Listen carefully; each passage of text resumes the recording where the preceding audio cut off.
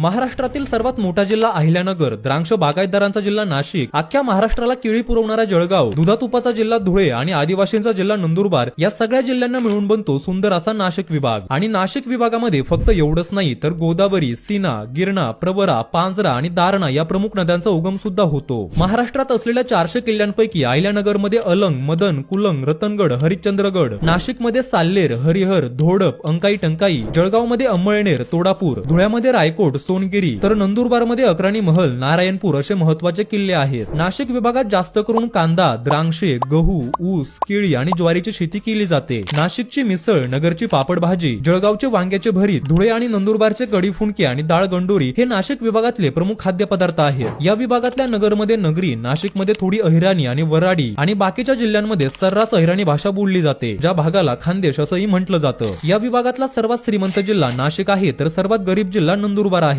तसंच इथे नाशिक जिल्ह्यामध्ये सर्वात जास्त पाऊस पडतो तर अहिल्यानगरमध्ये सर्वात कमी पाऊस पडतो। तर नाशिक विभागातल्या तुमच्या मित्रांना हा व्हिडिओ नक्की शेअर करा आणि अशाच मॅप अॅनिमेशन व्हिडिओसाठी आपल्या पेजला नक्की फॉलो करा।